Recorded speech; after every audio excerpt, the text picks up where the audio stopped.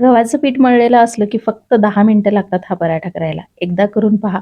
नेहमीच आवर्जून कराल इतकी सोपी आणि चविष्ट अशी रेसिपी आहे. मस्त खस्ता खुसखुशीत हा पराठा तयार होतो. चला तर मग बघूया काय साहित्य लागणार आहे. तर फक्त कांदा, कांद्याची पात आणि थोडीशी कोथिंबीर घेतलेली आहे. कांदा एकदम पातळ स्लाइसमध्ये कट करून घ्यायचा, त्यानंतर मोकळा करून घ्यायचा आहे.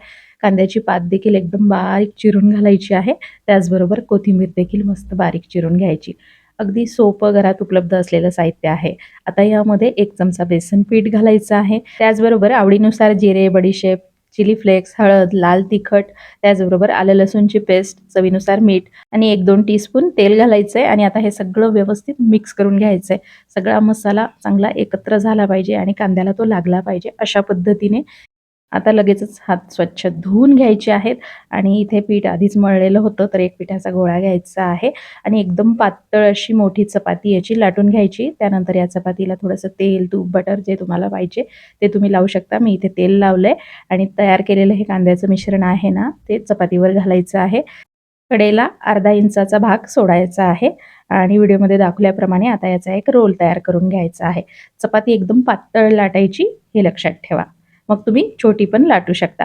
अशा पद्धतीने रोल तयार झाला की सुरीच्या साहाय्याने मधोमध कट लावून घ्यायचा आहे. कडेला कट लावलेला नाहीये, फक्त मधोमध कट लावलेला आहे.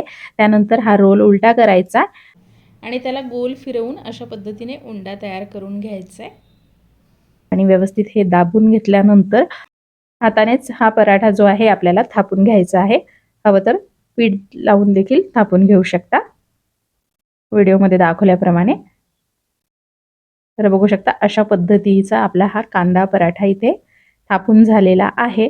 आता लगेचच तेल तव्यावर घालायचंय. तवा गरम करून घ्यायचा आहे. गॅसची फ्लेम अगदी मंद आचेवर ठेवायची आहे आणि कमी आचेवरच हा पराठा चांगला खस्ता होईपर्यंत, खुसखुशीत होईपर्यंत भाजून घ्यायचा आहे. मोठ्या आचेवर काय होईल, पराठा लवकर भाजला जाईल, रंग येईल, पण आतून कच्चा राहू शकतो. त्यामुळे अगदी मंद आचेवर भाजून घ्यायचा आहे. तेल, तूप, बटर तुमच्या आवडीनुसार लावू शकता आणि बघू शकता किती छान खरपूस असा रंग आलाय आणि पराठा भाजायला वेळ थोडा जास्त लागतो. अगदी 5-6 मिनिटं लागतात. कलथ्याच्या साहाय्याने दाबून हा पराठा दोन्ही बाजूने मस्त रंगावर भाजून घ्यायचा आहे. बघू शकता किती सुरेख झालेला आहे आपला पराठा.